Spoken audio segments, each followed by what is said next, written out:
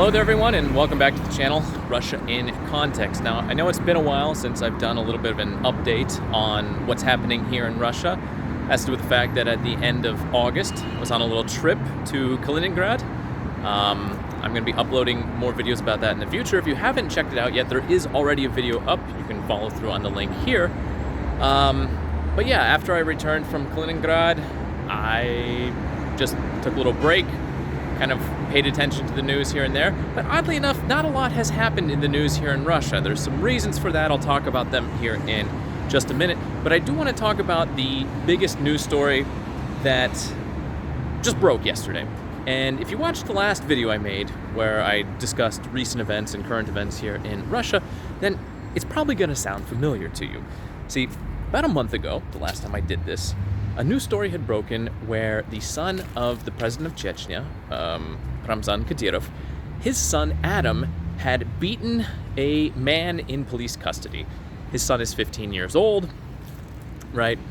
And at the time, it was like a big shock, and everybody was just like, not outraged, but obviously very surprised, because when one of the largest political heads of the country, his son is beating people in police custody, well, that's just not a very good look.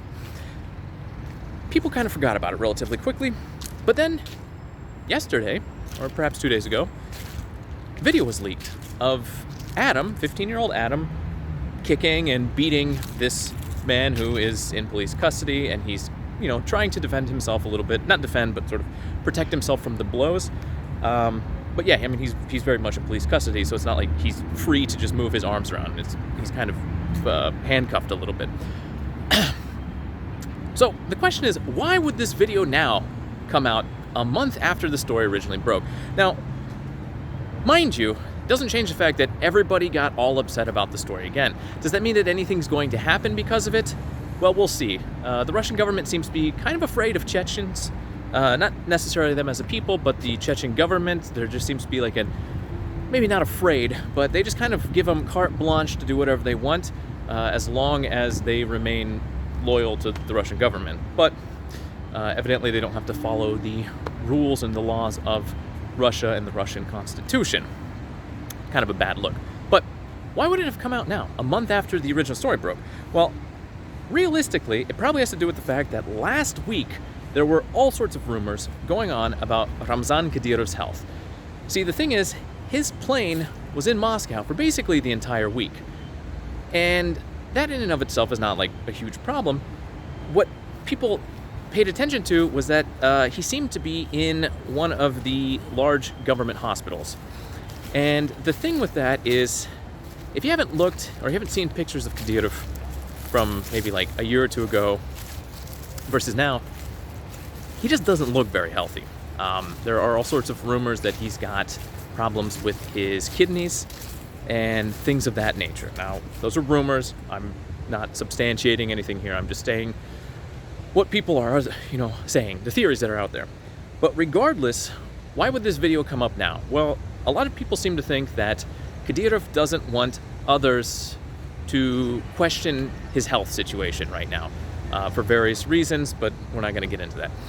And so, in theory, by releasing this video now and kind of bringing the scandal back up again, he effectively is letting people kind of, or the whole topic of his health has just disappeared from the media. So we don't really know why that's happened now, or if that was the actual point, but it is a little suspicious. People have, raised eyebrows at the timing, and that is what it is.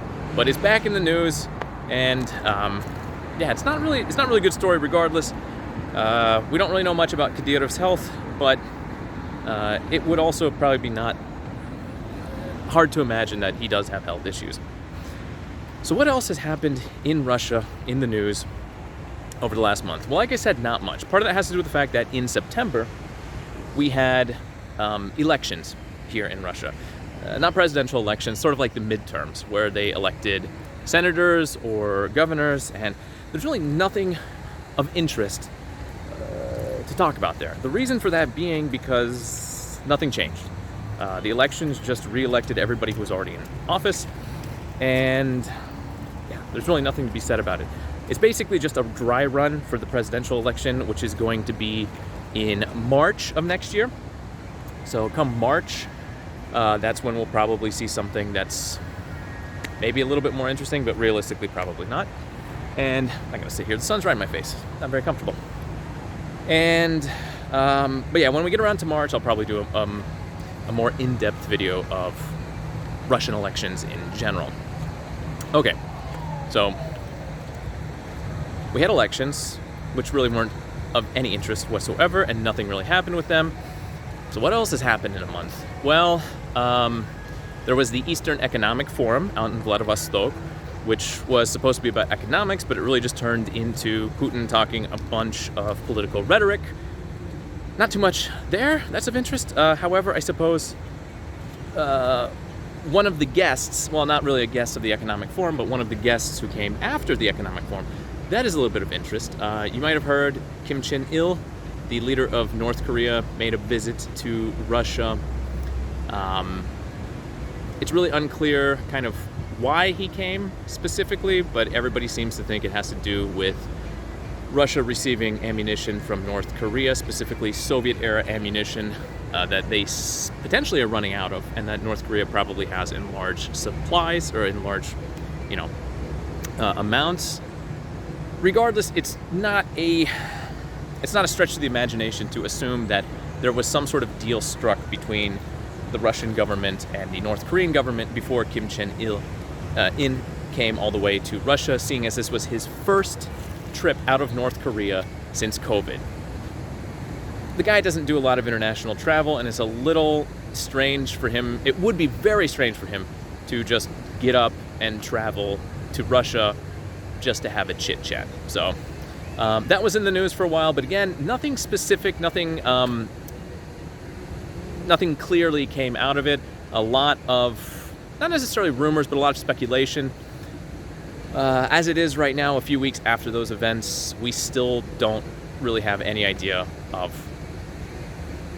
we haven't seen any results of it. Beyond that, honestly, as odd as it may sound, in the course of a month, we haven't seen much else.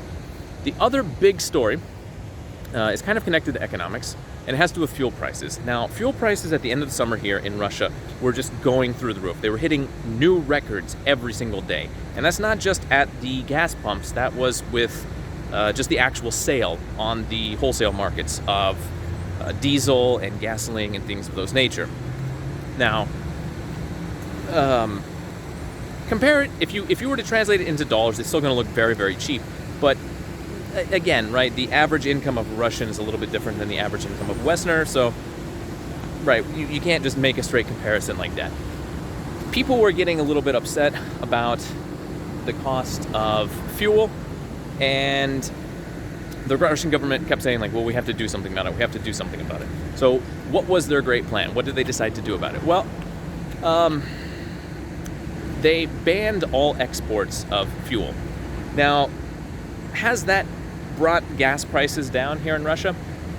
No, it hasn't really done that at all. And it's possible that might, the prices might start to come down in another week or two. But really, the only thing that we've seen so far is that gas prices in other countries have gone up.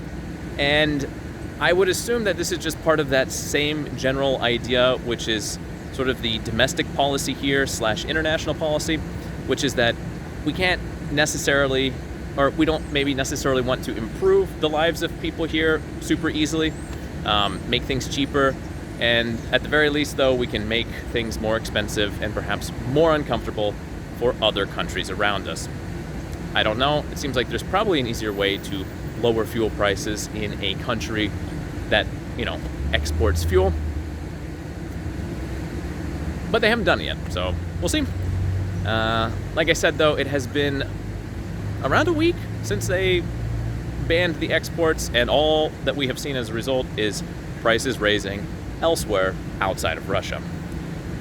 Okay, so what's last here? Well, what's last is, I guess, kind of a good story. In the first week or two of September, there was almost a plane crash. That's clearly not good news. What is good news is that the pilots were able to land the plane in a field, make an emergency landing, and no one was injured. And I mean, that's always good.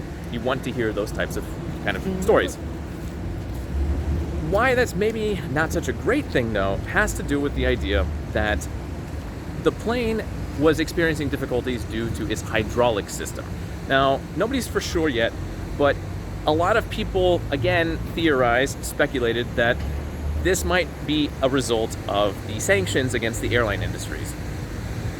And that this issue with hydraulics and them not being in top form might be a result of not being able to get all the parts that they need, or not having access to the schematics for how to repair certain things.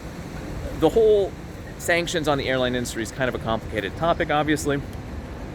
But yeah, obviously, the fact that the plane had issues and that it had to make an emergency landing, that's not a great story. What is a good story, though, is the fact that the pilots were able to safely land the plane. No one was injured. That's kind of the amazing thing of it. What's kind of not ironic, but perhaps a little bit odd as well, or, well, yeah, I guess you can call it that, is almost the exact same thing happened 3 years ago in Russia as well, where there was a plane, had to make an emergency landing, it made it in a field, and everybody walked away safely. In fact, they even made a film about that, I think last year. I did not watch it, but it exists. So maybe there'll be another one here in the near future. So, okay. But yeah, as it is, that is all the news that we've had here in Russia for the last month, oddly enough. Now, I'll try to be a little bit more frequent with the news stories in the future. That way, I can maybe go into a little bit more detail with them. But I just wanted to kind of check in, let everybody know that yes, I am still here and still doing this. And also just highlight a few of the things that have sort of been trending stories, but also kind of longer ones, right? Not the ones that flare up for a day or two and then disappear. These were stories that dominated the news cycle of any given week, well, the given week that they occurred in over the last month. But yeah, that's about all. Like I said, I'll be releasing some more videos about Kaliningrad in the near future. I'm going to be doing a few more videos here in and about Moscow, especially as you can see right now, it's September 24th? I don't remember exactly. We're getting to the end of September. The weather's still extremely nice here, and there are some things that I still want to get out and do and show before the weather takes a turn for the worse. But until then, this has been Russia in Context. Thanks for watching.